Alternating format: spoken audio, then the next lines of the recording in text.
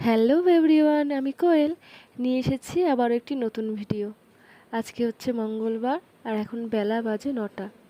একদমই ভুলবো না যে আজকে সকাল সকাল ঘুম থেকে উঠেছি, কারণ আজকে বেলা 9টা বেজে গেছে ঘুম থেকে উঠতে।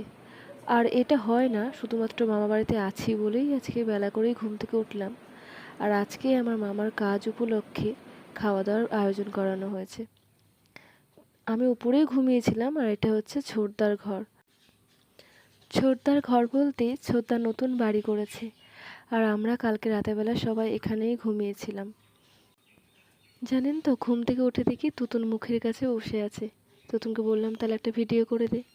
তারপরে ছোটদার ঘর তো কালকে রাতেরবেলা এসে আর দেখা হয়নি, ঘুরে ঘুরে সকালবেলা উঠে একটু ভিডিও করে নিলাম আর একটু ঘুরে দেখে দিলাম।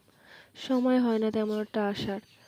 আর একটু পরেই আমি নিচে যাব, কারণ অনেক কাজ আছে আজকে। আজকে বাড়িতে যেহেতু খাওয়া দাওয়া অনেকজন আসবে, চেনা পরিচিত অনেক মুখ দেখতে পারবো আজকে, অনেকের সাথে দেখা হবে অনেক দিন পর।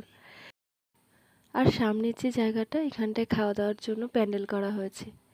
আর আমি যেই ঘরটা এখন ঢুকছি সেটা হচ্ছে ছোটদার ছেলে অর্থাৎ সানির ঘর। আর ওই যে মেয়েটাকে দেখছেন, মিষ্টি মেয়েটা, ভিডিও করা দেখে লজ্জা পাচ্ছে, ওর নাম হচ্ছে গুনগুন। চলুন, অনেক কথা হলো, এবার নিচে এসে একটু কিছু কাজবাজ করি। নিচে এসে একটু ফ্রেশ হয়ে কিছু খেয়ে, ডাল বাটা ছিল, আমি ডালের বড়া শুরু করে দিলাম। সকালবেলাটা কিছু খেতে হবে তো, তাই জন্য সবার জন্য আলু সিদ্ধ, ডালের বড়া, যাবতীয় তরকারি যা হবে সব এখানেই করছিল টুকটুক করে মামিরা। আমি সাথে সাথে একটু হেল্প করে দিয়েছিলাম। আর জানেন তো, আমি যখন ভিডিও করছিলাম পাশ থেকে দিদি, মা, আমার দিদিরা, বৌদি সবাই একটু একটু করে আসছিল, সবাই দেখছিল। এই যে এখন যে এলো সেটা হচ্ছে আমার মামার মেয়ে দিদি।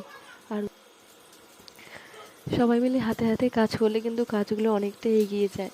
আর মামা বাড়িতে এসে রান্নাঘরটায় রান্না করতে আমার খুব ভালো লাগে।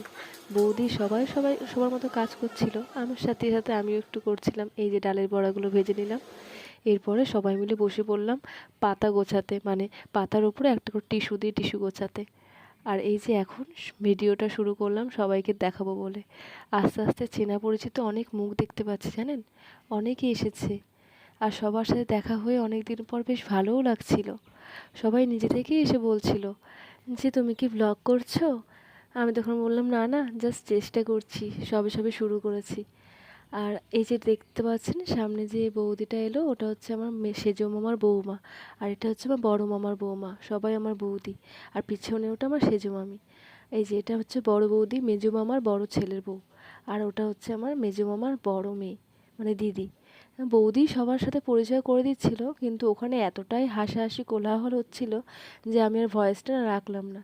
এটা হচ্ছে বৌদি পরিচয় করে দিচ্ছে, বৌদি যা, ভুলে গেছিলো বৌদি একটু বলতে, মিস্টেক হয়ে গেছিলো। পরে মায়ের সাথে পরিচয় করালো যে এটা আমার পিসি শাশুড়ি। তারপরে ওইখানে মামি, সেজো মামির সাথে পরিচয় করালো, ওই বৌদির সাথে সবার সাথে পরিচয় করাচ্ছিল। আর সত্যি কথা বলতে এই তো ছোটোখাটো যাই অনুষ্ঠান হোক না কেন, এখানেই সবার সাথে দেখা হয়, একটু কথা হয়। আর এই যে দেখতে পাচ্ছেন, এটা হচ্ছে আমার দাদা অর্থাৎ মাসির ছেলে। আমি ভিডিও করছি দেখে আমার মুখ ঘুরিয়ে নিচ্ছে। আমাদের মুখে জড় পদার্থকে। বৌদি আমার পরিচয় দিল বৌদির দেওর বলে।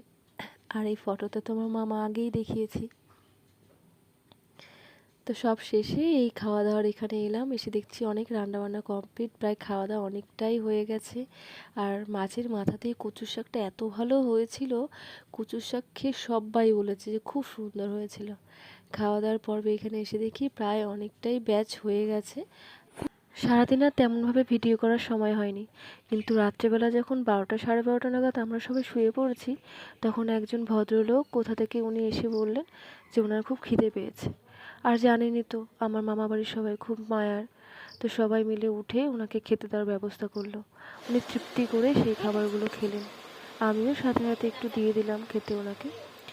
আর জানেন তো, উনি একটা সবজির ব্যবসা করেন, তাই জন্য দেখুন ছোটদা আবার ওনার কাছ থেকে সব সবজি কিনছিল, উনি খুব খুশি হয়েছে। আজকের ভিডিওটা এটুকু, যদি ভালো লেগে থাকে অবশ্যই একটা লাইক, কমেন্ট, সাবস্ক্রাইব করে দেবেন। আর সবাই ভালো থাকবেন, সুস্থ